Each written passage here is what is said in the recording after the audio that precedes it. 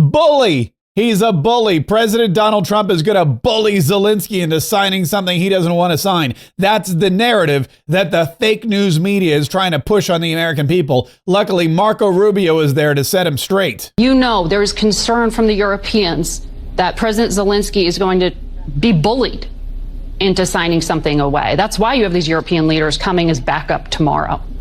Can you? No, it isn't. That's not why they're coming as back. That's not true.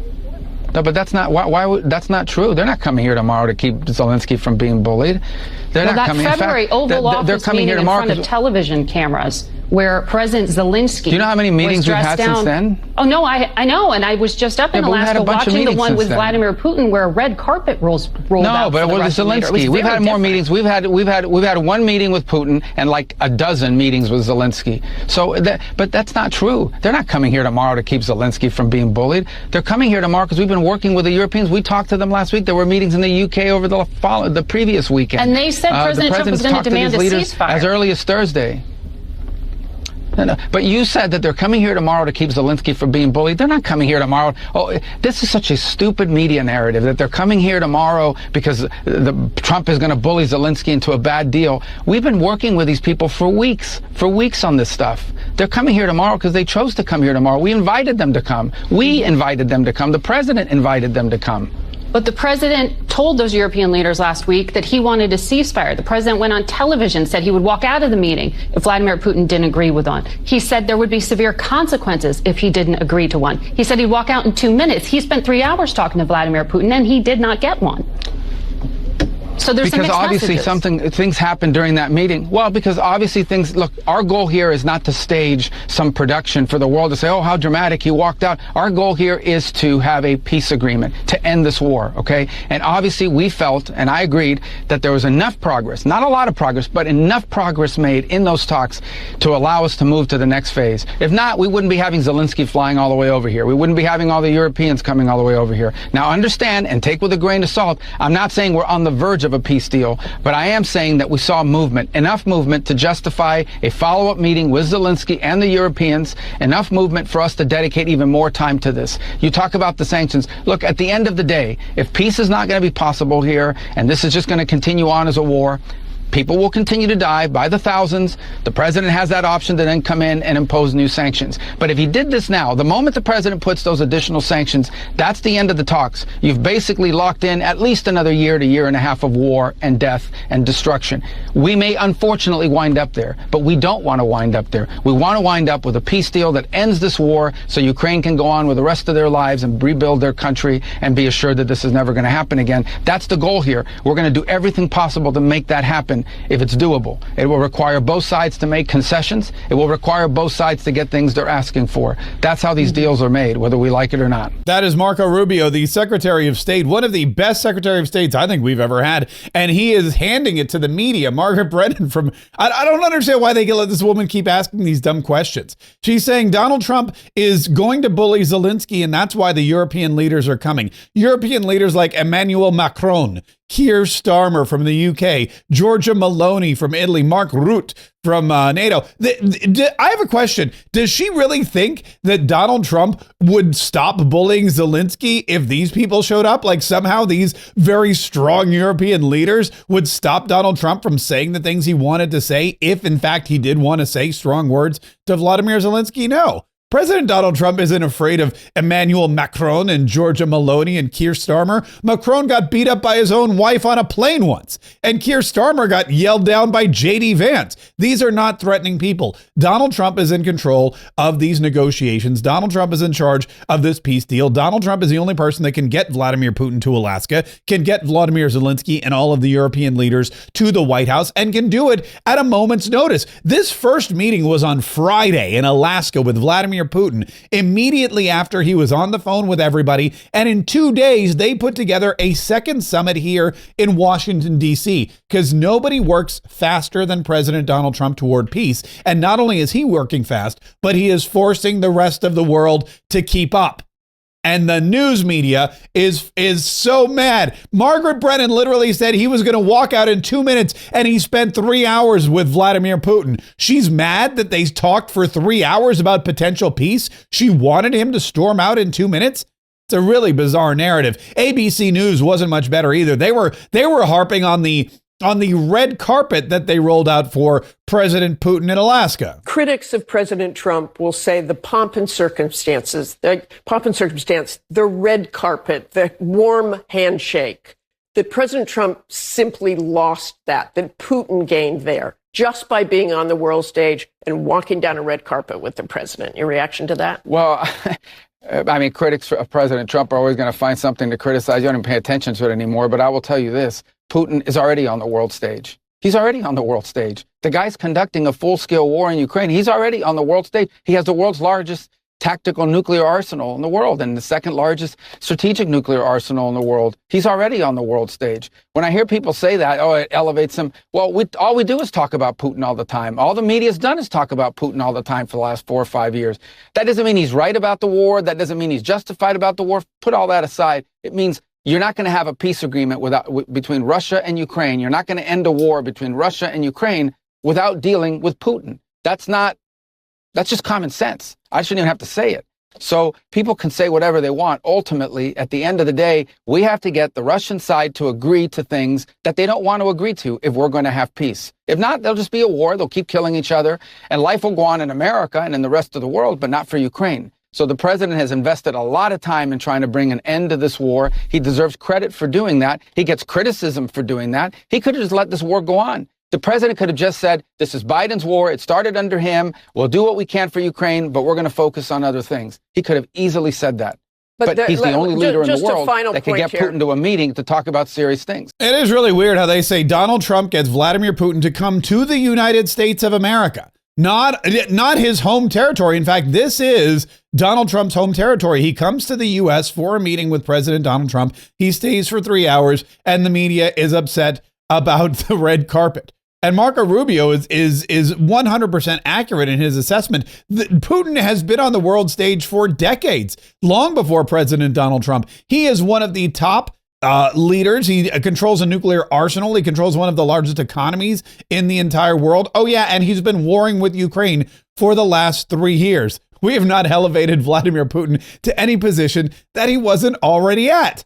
But that is, of course, what the media wants you to think, that Vladimir Putin was some unknown force until Donald Trump invited him to Alaska and shook his hand right before a B-2 stealth bomber flew over their heads. President Donald Trump had enough of it over the weekend. He wrote, "The fake news has been saying for 3 days that I suffered a major defeat by allowing President Vladimir Putin of Russia to have a major summit in the United States. Actually, he would have loved doing the meeting anywhere else but the U.S., and the fake news knows this. It was a major point of contention. If we had the summit elsewhere, the Democrat-run and controlled media would have said what a terrible thing that was. These people are sick. They even want crime in D.C. and other blue cities throughout our country. But don't worry, I won't let that happen. Just like our now secure southern border, our cities will be secure and safe, and D.C. will lead the way." President Donald Trump hammering the media because the media, for whatever reason, does not want peace in Ukraine, or at least they don't want it the way Donald Trump's going to get it. They don't want crime to cease in the District of Columbia. It's really weird. Every time Donald Trump makes one move towards something that you would think is positive, the media tries to spin it in a way that's negative. He said he would walk out in 2 minutes, and he spent 3 hours with the guy. Oh, that seems like a pretty decent deal. Donald Trump is also working on a full-time peace agreement, but over on NBC's Meet the Press, they're concerned that the ceasefire is now off the table. Well, a peace deal is better than a ceasefire. Is a ceasefire now off the table, Mr. Secretary? No, it's not off the table. I think what the president said, in fact, you just read it on the air a few moments ago, it was agreed to by all that the best way to end this conflict is through a full peace deal. There's no doubt about that. I mean, who would be against the fact if tomorrow we came to you and said we have a full peace deal and it's done? I think that's the best way to end the war. Now, whether there needs to be a ceasefire on the way there, well, we've advocated for that. Unfortunately, the Russians, as of now, have not agreed to that. But the ideal here, what we're aiming for here is not a ceasefire. What we ultimately are aiming for is an end to this war. Yep, and that's exactly what they're looking for. That's exactly what they want. An end to the war, not just a ceasefire. They don't just want Donald Trump to go in there and get a ceasefire that could be walked through or trampled on or whatever by President Putin or anyone else. He wants a long-time peace agreement, and that is exactly what he's working toward, no matter how hard the media is trying to stop it. The other big problem is these sanctions that they want levied on Russia. And Marco Rubio has been trying over and over again to say, look, added sanctions just mean longer wartime. Added sanctions means that you are going to be adding to the wartime effort. First of all, about deadlines, the deadline is as soon as possible. We want this war to end as soon as possible. I mean, that's why we're working on it. In terms of sanctions, look, at the end of the day, if we can't reach a peace agreement here and this war continues and so forth, then I anticipate you'll see the president take further action. He's already made that clear. The problem is this. Let's use our heads here. The problem is this. The minute you levy additional sanctions, strong additional sanctions, the talking stops. Talking stops. And at that point, the war just continues. You've probably just added 6, 8, 9, 12 more months to the war, if not longer. More people dead, more people killed, more people maimed, more families destroyed. Okay, that's what happens if you do that. Now, we may end up being at a point where we have to do that, where there is no other recourse, and that's the end. By the way, there already are sanctions on Russia. The president hasn't lifted any sanctions on Russia. They're already facing sanctions, severe sanctions, and they're facing them from the Europeans as well. So we may very well reach a point where everyone concludes no peace is going to happen here. We're going to have to do more sanctions. But when you do that, you are basically walking away from any prospect of a negotiated settlement here, which is what everyone is asking us to do. Everyone, including the Ukrainians and all the countries of Europe, are begging the United States to be engage Putin, and try to get him to agree to a peace agreement. They're all asking us to do that. They all are. And the minute you levy new sanctions, those talks probably stop for the foreseeable future. And that means the war continues for the foreseeable future.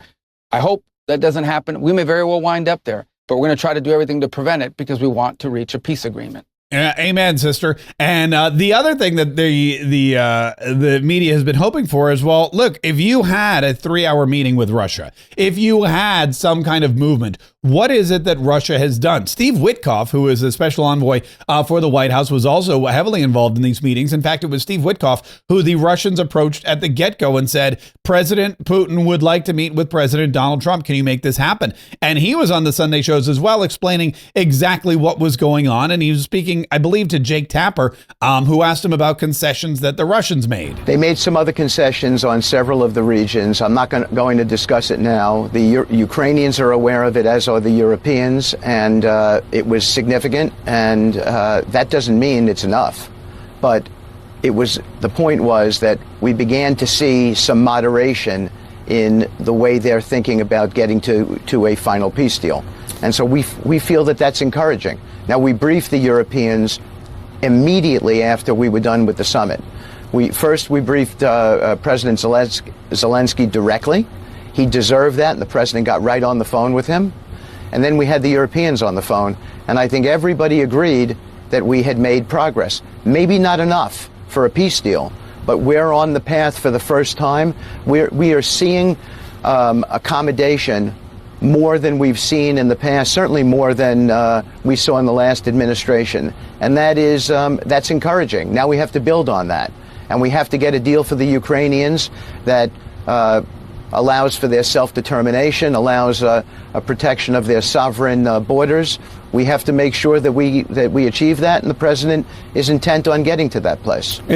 Not only is the president intent on getting that place, but apparently the European leaders are intent on getting that place. And even the First Lady of the United States wrote a letter, which we'll share with you here in just a minute, to Vladimir Putin. But Marco Rubio was also pressed on the concessions and flat out told these media people, why would I tell you what's going on behind closed doors? Can you name any concessions that Vladimir Putin made during this meeting? Have any I wouldn't name him on your program. Have any concessions I wouldn't name been him asked? on your program. Why would I do that? Where is the Well, pressure? of course, because you can't have a peace agreement. No, you can't have a peace agreement unless both sides give and get. You can't have a peace agreement unless both sides make concessions. That's a fact. That's true in virtually any negotiation. If not, it's just called surrender. and neither side is going to surrender. So both sides are going to have to make concessions. So of course concessions were asked. But what utility would there be of me going on a program and tell you we've wagged our finger at Putin and told him you must do this and you must do that? It's only going to make it harder and less likely that they're going to agree to these things. So these negotiations, as much as everyone would love it to be a live pay-per-view event, these discussions only work best when they are conducted privately in serious negotiations in which people who have to go back and respond to constituencies, because even totalitarian governments have constituencies they have to respond to, people have to go back and defend these agreements that they make. And so, and figure out a way to explain them to people. So we need to create space for concessions to be made. But of course, concessions were asked. Yeah, and they're not going to broadcast them on CBS or NBC or CNN or any of these others. But they do want to know, what is it that Zelensky's going to end up with? He's coming to the White House later today. He's going to sit down with President Donald Trump. He's going to hear an offer, and he's going to be talking with European leaders. What is it that Zelensky gets in return? What are you expecting to present to Zelensky tomorrow?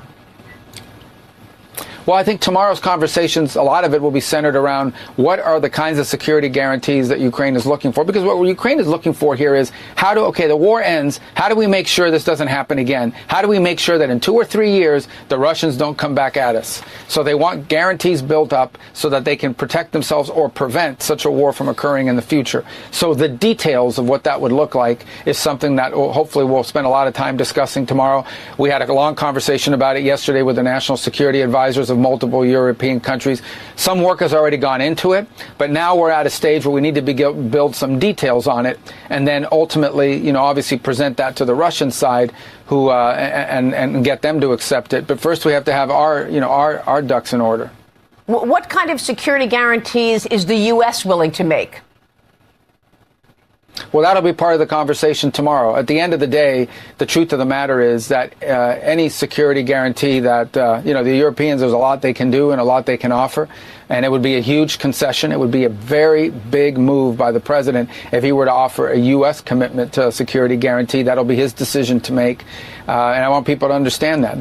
That tells you how bad, if he does it, it tells you how badly he wants peace, how much he values peace, that he would be willing to make a concession like that. But ultimately, that'll be a decision for the president to make. That's what we'll talk about tomorrow. I'm sure we'll spend 6-7 hours talking about these things, maybe more, and try to get to a point where we have something more concrete. We've done a lot of work on it already, but some more work is required before we can say that we have a plan on security guarantees that unifies us. The United States will not be jumping to offer up security troops and personnel. The Europeans have plenty of those assets in Europe. They're right next to Ukraine and Russia. It only makes sense that since they're all coming to the White House, they would be the ones to help with that. Now, the First Lady also wrote a letter after this meeting to President Putin.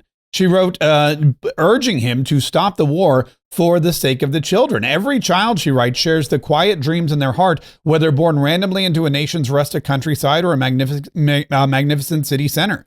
They dream of love, possibility, and safety from danger. As parents, it is our duty to nurture the next generation's hope. As leaders, the responsibility to sustain our children extends beyond the comfort of a few. Undeniably, we must strive to paint a dignity-filled world for all. In protecting the innocence of these children, you will do more than serve Russia alone. You serve humanity itself. Such a bold idea transcends all human division, and you, Mr. Putin, are fit to implement this vision with a stroke of the pen today. It is time. Sincerely, Melania Trump. So the First Lady sending a heartfelt letter to the president of Russia saying, end the war for the sake of the children. Now, it is a very busy day today. At 12 p.m., the European leaders arrive to the White House. At 1 p.m., the president will meet with President of Ukraine, Volodymyr Zelensky. And then at 1:15, the president will participate in bilateral meetings with the president of Ukraine. After that, 2:15, the president will greet the European leaders and then participate in a photo op, followed by multilateral meetings with the European leaders at 3 p.m. in the East Room of the White House. It's going to be a very busy day for President Donald Trump. It's going to be a very busy day for everyone at the White House, and it's going to be a very busy day for the media. There's going to be lots of questions, lots of press pools, lots of attempts and opportunities for people to talk to, I guess, all of these European leaders. And also, it'll be a busy day for us as well. That's why we have a second daily podcast, Mark Kaye Saves the Republic. If you don't yet subscribe, it's easy to find. Go to markkaye.com, markkaye.com. Download, subscribe, listen, and enjoy.